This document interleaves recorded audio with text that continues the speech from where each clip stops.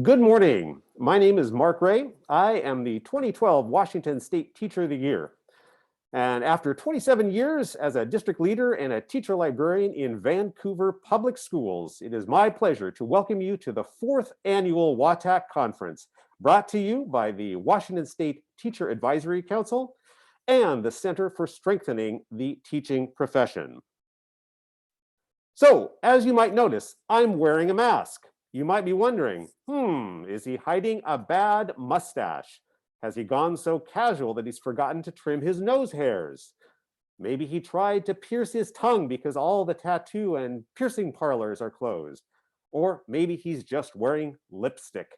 Well, the answer, alas, is none of the above. My lovely wife, Karen, who is an ELL teacher, is also a modern seamstress, and she made this mask for me just today for the special occasion. She's also making them for the local food bank as a fundraiser. Call me crazy, but I think that the face mask is going to be the necktie and scarf of the 2020s. You heard it first from me. But since we have enough social distancing because we're online today, I think I could take the mask off, and my glasses were getting steamy. So let's take a look at today's conference. We have two audiences this morning. For those of you who registered for the conference, we're excited that you're here. I'm going to be providing some nuts and bolts about how this online conference is going to work for you. For those of us joining via the live stream and who are here to listen and hear from our wonderful keynote speaker, 2020 Washington State Teacher of the Year, Amy Campbell, thank you for joining us. And I appreciate you hanging in for just a few minutes as we go over some of the conference details. I promise it will be short and sweet. So this is the first time that we've offered this conference online. And like those of you working from home and teaching from home, this new normal is kind of both exciting and scary. Frankly, it's a little bit more scary than exciting. But for both organizers and participants, it's going to feel a little bit different. We appreciate your patience and grace as we seek to take this WATAC conference online. So the conference theme is Back to the Future, Educator Vision 2020. I love this theme because I was a child of the 80s. The conference planning team decided on this theme well before the pandemic and school closures hit, when we thought this was going to be an old-fashioned face-to-face conference in Cedar Brook. Ironically, the theme has endured and actually seems more relevant now than maybe ever before. And we're excited to have the highest number of registered participants ever for a WATAC conference. We're so excited that you're here. So speaking of the conference planning team, I'd like to give a big shout out to them. These are educators from around the state who have met regularly over just the last month to turn this in-person conference into a virtual possibility. One of the main pivots has been to shift from presentations to panels so that we can listen and elevate the voices and perspectives of students and families and educators about this dramatic, mind-altering, in some ways life-changing way that we're now educating students. If we were all in the room together, I would ask them to stand up and bow, but unfortunately we can't do that. So in the privacy of your own home, your kitchen, or wherever you're tuning in, please let's take a bow. Annalisa Holcomb-McCann, Amy Campbell, Dave Gammon, Denisha Saucedo, Aaron Lark, Aaron Martzwick, Gretel Van Bargen, Heather Byington, Hillary Seidel, Jana Dean, Jeannie Gruber, Lindsay Stevens, Matthew Brewer, Mark Ray, Melissa Charette, Nasue Nishida, Pamelia Valentine, Sherry Condit, and Sheila Stulsatz. Let's all give them some virtual applause. Thanks for these great educators for making this conference happen today. Okay, so now some details about today. So if this was an in-person conference, I would excuse you and permit you to tune this out. But since this is a virtual conference, if you don't pay attention to this, you're going to get lost. And on a virtual conference, no one will hear you scream if you get lost. So please pay attention to these details. For registered participants, you should have received an email a few days ago with a link to the conference agenda. This is very important. It's going to be your ticket and your roadmap for the day with links and times for each of the panels and the breakout discussions. If you can't locate the agenda or that email, contact Erin Martzwick, and her information is there on the screen. So take a picture of that, write down that email address, make sure that you have that, because she is going to be your ticket to ride in case you get lost in this online conference. I'm going to pause just for a second to make sure that everybody has that information. because it is important. Aaron is your ticket to success. All right.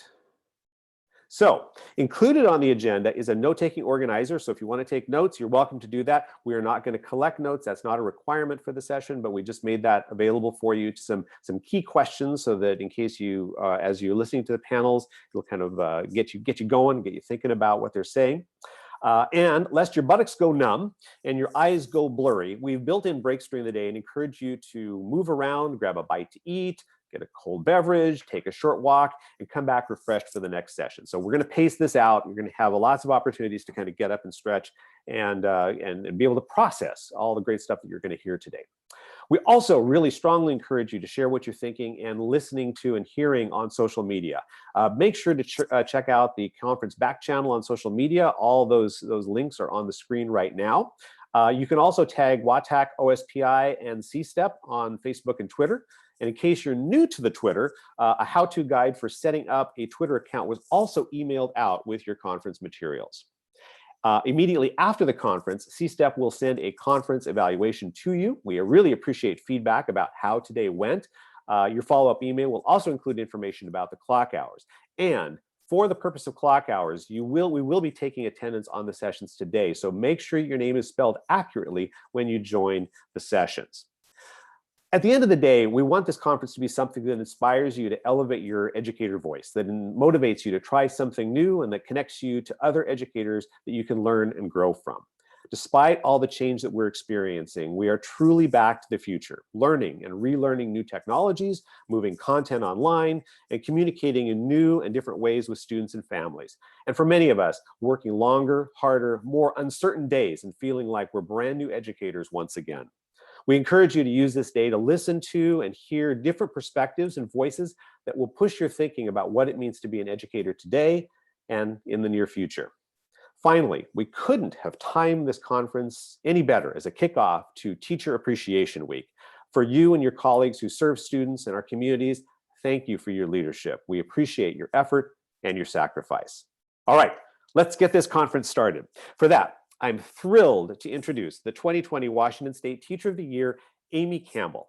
Amy is a special education teacher in the Camas School District just down the street from me, where she has worked for the last 12 years. She's an ardent advocate for inclusive practices in schools that encourage all learners and honor their contributions and strengths that they bring to the school communities. And she has helped create that environment in her school and her district. And based on my early conversations with her, she even took a shower for today. So that's extra special. That's how important she thinks we are in her day today. So with that, please join me with a virtual ovation for the 2020 Washington State Teacher of the Year, Amy Campbell.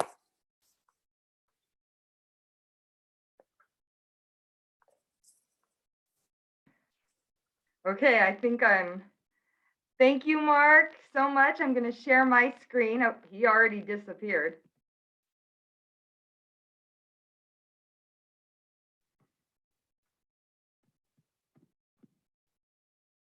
Uh-oh. Oh, we are here. We're going to call that the only technical stutter, hopefully, I have for the day. But I'm going to be real with you and tell you that I've had a lot of technical struggles and stutters as I'm working through this process. And so thank you so much for joining us today in whatever way you are, on YouTube or in our conference. I am so excited to be here again, Amy Campbell. And if you're on Twitter, you can follow me and this crazy conversation as it happens. I'm at _Mrs. Campbell. And of course, Mark is there too. Thank you, Mark, for that great introduction. So I was trying to connect. Mark says, oh, he was a child of the 80s. And I was too. And I was trying to connect the theme of Back to the Future to the content that I wanted to talk to you about today, the movie Back to the Future, and thinking in terms of back and forth in the future of education. And one of the things that Michael J. Fox and Marty McFly says throughout all three of the Back to the Future movies is this is heavy. And I think there is no better hashtag for our current situation than this is heavy. And before we can start, I think, any conversation around what's happening in education, we need to have a really, we need to stay really connected to the idea that we are all of us living right now in a global pandemic, that is genuinely a health and safety crisis, that all of us are going to be experiencing loss in some way or another. Maybe it's your job, maybe it's the loss of time with a friend, maybe for our seniors, it's the loss of special moments. Some people are going to lose family members. And so centering on the idea that this is an emotional experience in that way, there are going to be economic implications, there are going to be mental health implications, and then I'm starting to see political divisions that can add additional emotional layers to what's happening. So as we're having this conversation today and these conversations moving forward, letting yourself have that very real hashtag this is heavy moment is really important. Allowing yourself to know that if it feels overwhelming, it's because it is overwhelming. And so with all of that being said, all of that groundwork being laid, I was thinking about how I'm experiencing education during COVID-19, and kind of like Mark Ray had talked about, it brought me back to my early years. And when I was hired to teach special education 12 years ago, I was hired to teach a program called Structured Inclusion Services. And Amy Campbell of 12 years ago had a very different understanding of what inclusion was. And in fact, if Amy Campbell now went back to visit Amy Campbell of 12 years ago, early Amy Campbell might say on the sly, "What is inclusion?" And I forgive her now. But I was a great teacher. I just had a lot of learning ahead of me. And thank goodness I walked into a program that was already up and functioning. And the teacher before me had been doing great work. And so if the system isn't broken, don't fix it, move in, carry on, keep on serving those kids. But 12 years in the classroom, I started understanding my students and their experiences, hearing their stories, learning the history of inclusion in the United States. And all of that started to shape my understanding of inclusion and my program and serving children. My relationships helped me learn how to center on students, and I found my place on this continuum of an understanding of inclusion and how I could improve that for my community. And then I became the teacher of the year. And it's not because I'm perfect at inclusion, because I'm not. I'm on a continuum. I'm moving forward. And I had 12 years of experience under my belt. And I was going out into Washington, and I was giving presentations to teachers, administrators, and classified staff, helping them understand how could they move inclusion forward in their own communities. But we didn't have time for 12 years of learning and experiences to happen. So what I shared was how my understanding of history shaped my perception, and I gave them some history, and how my experiences in the classroom shaped my understanding. And I shared some of my experiences. And then a really powerful piece for changing inclusion was the stories of my students and how those stories shaped my expectations. And so we were able to work together and help everyone who would come to these presentations find their place on the continuum and then start to move forward. And what an exciting experience. Why this matters now. Because inequity during COVID-19 has shown us that we have work to do. We have work ahead of us on building up equity within our system. And just like this idea that I hadn't ruined inclusion and I'm perfect now, we are on a journey together towards equity. And our experiences during COVID-19 are going to help us understand what structures do we want to build up and what do we want to start to break down, because I don't think the old normal is our final destination. And so I want to, that conversation we're having here today, I want to start bringing us on this journey together. And before we can do that, this is going to be your first hashtag, this is heavy. And so maybe you have a piece of paper if you're going to write answers down. Maybe you're just going to talk to the screen as I'm asking you some questions. Maybe you'll take a picture with your phone and answer these questions later, because it is going to be heavy. I don't know if anyone has made space or asked you yet, are you okay? Because before we can start adjusting, finding how we can improve equity and access and education for our students, I think we need to figure out where we are in this journey ourselves. And so just as part of that process, I want you to be able to check in. And the first thing I want you to think about is, what are you actually feeling? And for me today, I want to share with you that I am a little bit nervous, because underlying everything that's happening in my life, I think about my mother, who is 65 years old and lives alone, and I can't be with her. And that little bit of nervousness changes my whole experience in this COVID. Different, makes it different than others. What is working? Well, in education, for me, my Seesaw app is working. I've never used that before. And so it's a tool that I'm using with my students. You don't need to write down that Seesaw works. For me, it works, and different things will work for other people.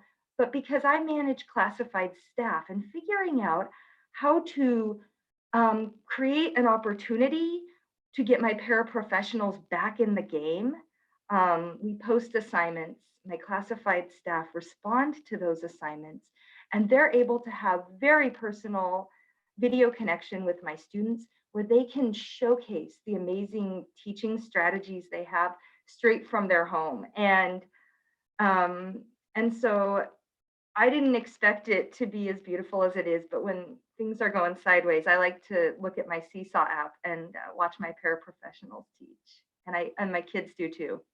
Also, what's working is taking walks and talking to my on my phone with my mom in the evening. And those things that are working, I keep coming back to them. What is hard is figuring out how, as I center on my students, to connect with each of them on all the different platforms that work differently for each. So some do want text messages and calls and emails. And while when I was in my classroom, I could kind of have the one method face-to-face to rule them all, now I'm having to spread myself thinner to figure out how to do that. And here is the part that I think is so important as we're considering these questions and conversations we're having. Who do you want to tell this to? And who do you feel safe telling? Because I'm really fortunate in my experience. I have very good relationship with my administration and a very open space for sharing about my experience, which can be validating and which allows me to understand that my experience is relevant to making decisions in the future. But if you don't have that opportunity,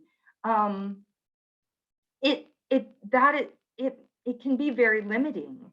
So I would want to encourage you to start to process that and figure out where you can have those conversations, and how do we model the importance of sharing our experience so that other people feel comfortable sharing theirs. And now, here's back to your teacher hat. I want you to start thinking about when you're teaching and when you're working with kids, when you're working in your community in whatever capacity you are, if we're going to start moving this conversation forward, we need to see, what are we hearing? And you're very used to listening to your students in your classroom. So what are you hearing? Are they talking about stress? Are they talking about their family? Are they talking about the lessons? Are they talking about being tired? And starting to recognize those moments, and we're going to be using those moments to formulate the conversations and the questions we're going to ask moving forward. So think about, what are you hearing? Who are you hearing from? Who needs a lot of relationship maybe, or who isn't there at all? And then noticing those patterns, noticing when is someone logging on at 11 p.m. and when is someone logging on at 6 a.m. And what is that? What questions is that bringing to your mind? And what can we see happening in our communities? I want us to start taking mental note. We see Wi-Fi hotspots happening. We see meals getting delivered. We see people out trying to do social distancing, and some people wearing masks and some not. I am not asking us to judge. I'm asking us to wonder, what are we seeing and what does it mean? So that we can use that information to start asking questions. And so this form is, as we're thinking about all this information we're gathering, if you registered for the conference, at the end of your agenda, you have this amazing gathering information form. And there are 3 columns. So if you aren't registered and you're watching on YouTube and you're like, yes, I need to start collecting information, this is going to help. Take a piece of paper, divide it into 3 sections. Column number 1 is going to be, what is working for students? And I think this could also be the, what is working for you? What is working for colleagues? What is working? And then column number 2 is, what isn't working? And column number 3 is based on what you've heard, and my photo is over the top, glitch. Based on what you've heard and what ideas, what changes are we going to make in the future? And so I started filling out my form just to give you an idea of how I'm going to be using this moving forward, because I tried it out for a week, and I tell you what, it filled up really quickly. So I was talking to some of my fellow teaching state awardees, and I said, guys, what's working, what's not working, let's talk to me. And it was really interesting. One of my colleagues said his kids, he's a high school English teacher, and he's like, oh man, I feel like I have a great relationship with kids. I feel like they really like the content, even though it's online, but kids aren't showing up to the meetings. And I couldn't understand why. I sent them a message at the beginning of the week, and then no one showed. And so based on that, rather than speculating, he went straight for a conversation with the kids. So at the next meeting, and through email and other ways, he's like, guys, where are you? Why aren't you showing up? And he said it was really fascinating, the conversation that followed from a bunch of teenagers who were living during the time of Corona, around how he had only just sent one reminder and it was like a week early. And so he said, wow, in my mind, when I get one reminder a week early, I put it in my Outlook calendar. But that wasn't where they were. And that wasn't learning and experience they had. So they said, could you send us like 5 and one message like 5 minutes before? And he was like, I set my remind to just send those 5 messages out. I've gotten great response. People keep showing up, and evidently nobody's offended. And he said the thing he's working on next year, day one, is putting events in calendars and using an online calendar. And so, and that's learning, of course, that could happen now. But I really loved how he was able to share that he had thoughts about what was happening, but it wasn't until he had that conversation with the kids that he was able to fill in all the columns. I think sometimes I've been able to fill in columns on this reflective form without having to ask questions. So I'll get information, unsolicited information that can be really powerful.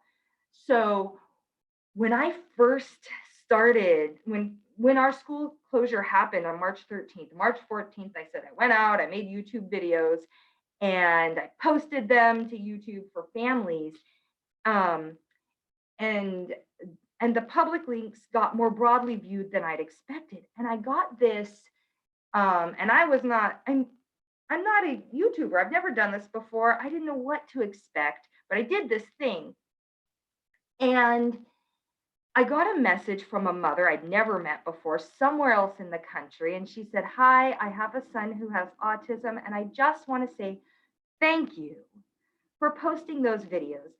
My district hasn't done anything yet, and I feel so good. Thank you for believing I can teach my child, and thank you for believing my child can learn at home." And I thought, what do I do with this information? But being able to plug that YouTube videos, and what am I going to do in the future? I'm going to keep seeing potential into this venue or this form. It's a great reminder. It wasn't, maybe YouTube channel is a great strategy moving forward, or maybe the message I got from that was something else. I don't know yet, but don't feel limited in using your form. Another piece that I want us to be aware of as we're using this form is whose story are we centering on? Because there are different experiences throughout this whole pandemic. And my perception of one experience could be very different than someone else's experience with the same situation. And so I serve students who are not just in my school district. I have families who experience homelessness and poverty who I connect with and network with just as a support. And so I had a really interesting conversation with the family, and I said, I was on the phone with the mother. "How's it going? Is everything going really well? What's working, what's not working?" And she said, "What's not working is the online learning is just so hard, and we're not doing as much of it as we're supposed to." And I was like, "Oh, what's up with that? Like, how can I help?" And she's like, "Well, we don't have internet." And I said, "It's too bad, because where I'm at, in the district I'm in, we have this really cool thing. We've got Wi-Fi hotspots." And so I'm all excited about Wi-Fi hotspots, and I think they are amazing. It's a great thing. But her experience based on this conversation was very different. And she said to me, "Yeah, it was great at first, but every day it's a mile away." We have that too. It's a mile away. We have to get in the car. And then if we can't download the lesson and then watch it at home, then we have to stay there and do it in the car. And I was like, "Oh, that makes sense." And so all of you right now are like, "Oh my gosh, call Comcast." You are so right. So we're working on getting them Wi-Fi in their home. But because of that conversation, but also just being able to making sure I'm asking that question so that I understand my experience with Wi-Fi hotspots as a person who doesn't use them is very different than a person who is experiencing Wi-Fi hotspots who does have to use them. And so centering on those students' experiences and making sure we're asking the questions right now is how we're going to build fake equity into our system. And then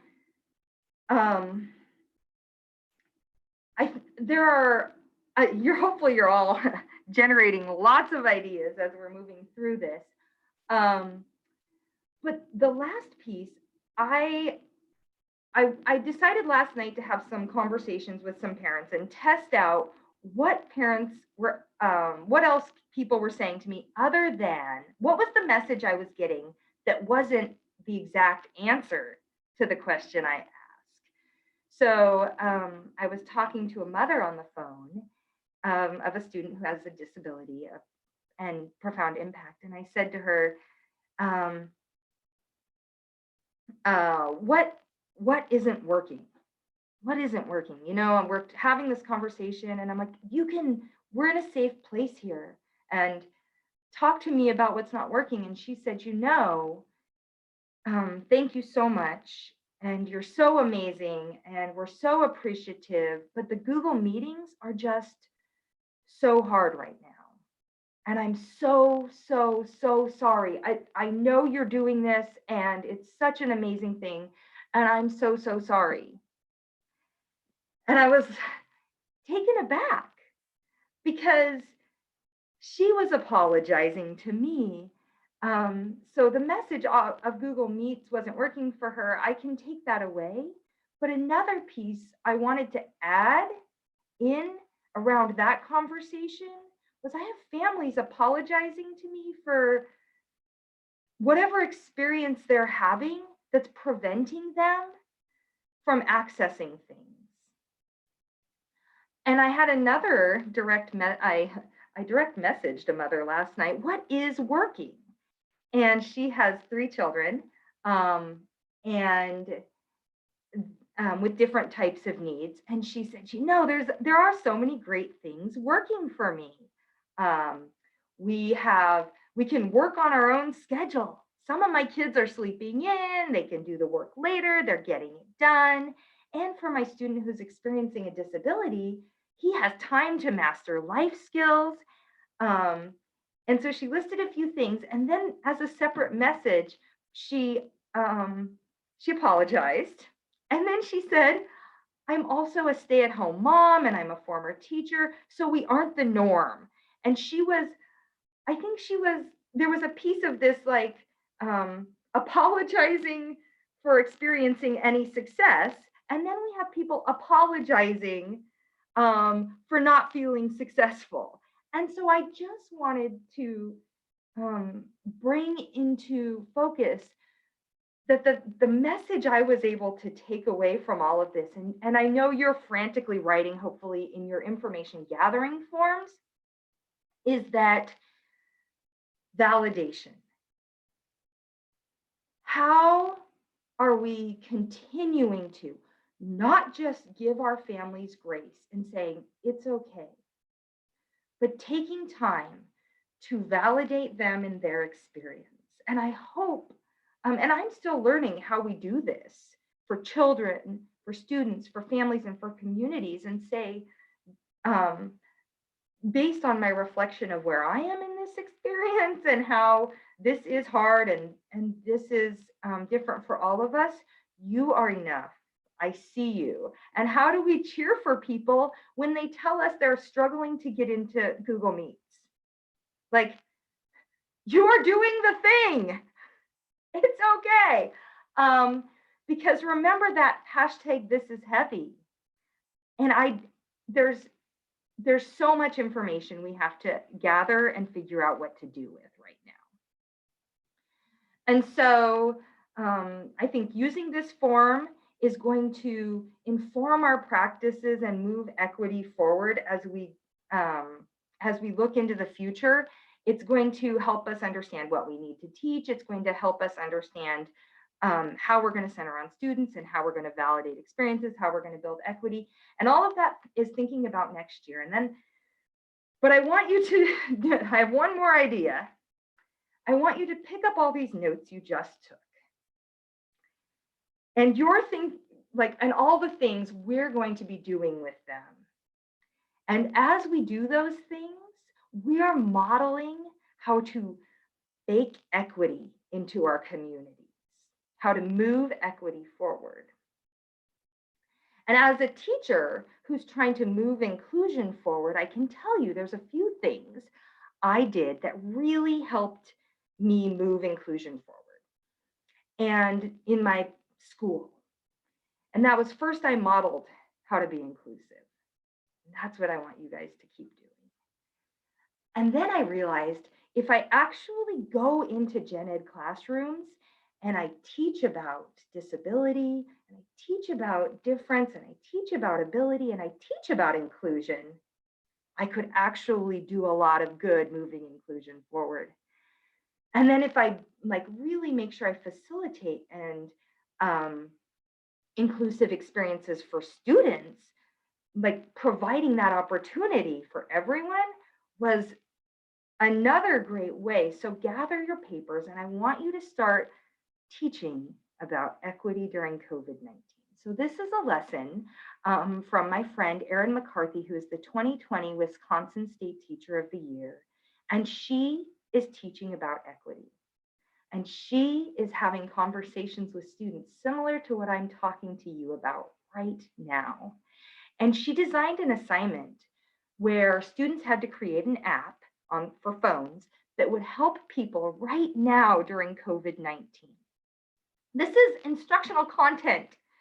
And I have to just share with you what these apps say, if you haven't already put your nose to the screen and tried to figure it out. So this first one says phone a friend.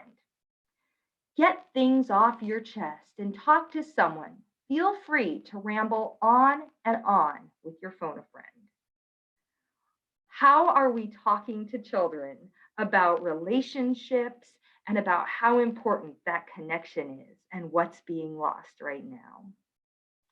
I like this one, the We Care app, and this resonated with me.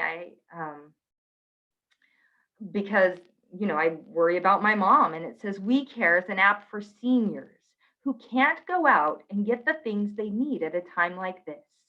We will get your food and essentials and deliver it to you. The Resource Finder app, obviously they're talking about how to social distance and how to limit your time outside and shelter in place. They're talking about cleanliness, because this app will help you locate where certain products where you want are near you. This app has saved many people from going place to place looking and gives you tips on how to stay clean of germs. And this last app just resonates with me also, because I think the children who created these apps and engaged in these conversations are our future community members. And the person who designed this app had in their heart and mind, have you or someone you've come in contact with had the COVID-19 virus? We offer a house detoxifying service. The price of our service differs on how much you make per year, making it accessible for all Americans. We're talking about the future, you guys, and the opportunities that we create around building equity they're at our fingertips. So I just encourage you to listen to the conversations that are happening today. It's free information to fill in your grid, and then start having those hard conversations and creating space and normalizing talking about these things. So thank you so much for sharing your morning with me. Thank you so much, Amy. Let's all give her a virtual applause from wherever you are. It's just wonderful. Amy, your energy, it's been a pleasure working with you over the last several months as you start your year as a Teacher of the Year. And it's just, you're just amazingly energetic. And it's hard to bring that energy. It's like we wake up in the morning and it's a little bit like Groundhog's Day. And every day seems the same and they all kind of blur together. And I really appreciate your energy and the power of your message. Thanks so much. So I do have one question for you. So, I think one of the things that's interesting about this pandemic is that it has changed school, obviously, in the near term. And you've talked at length about kind of what that feels like and some of the challenges of equity. But as we move forward and think about the future with the theme of Back to the Future, what are some wins or ways that school will change for the better as a result of what we're experiencing now? Have you thought about that at all? Yeah, I think having, oh man, I think that it's a lot of the things I was talking about. I think that we're going to start to see as we move into the future, like when I sent an email before and I didn't get a response from everybody, I didn't always pay attention. But I'm much more aware of who am I engaging with now, and that really matters because that engagement can mean a lot of things. And I think that will be so important. I think also moving into the future, um, just a global recognition of how we were talking about how social emotional learning was paramount, how counselors are paramount, how just conversations about emotions and our experiences, that is more relevant now than ever as we have teachers experiencing this low grade trauma or high, like significant trauma in their lives, and children, whole communities. And how are we going to be able to center on that social emotional learning moving forward, so that kids can access the other content we're providing? And I think that those two things, like being able to understand how are we connecting with children, how are we serving children, and who's benefiting from that, and how are we creating opportunity, and then just really honing in on social emotional experience. I was thinking about in the conversations that we've had over the last several months, you talked a lot about your kind of your relationships, by necessity, because of the exceptional children that you work with, the need for partnerships and the partnerships with parents and with other community organizations. How important will that be going forward? And how has kind of what's happening now kind of made that more relevant to all educators? I think that the partnership is critical. The relationship is critical, especially for families who experience any kind of barriers to access.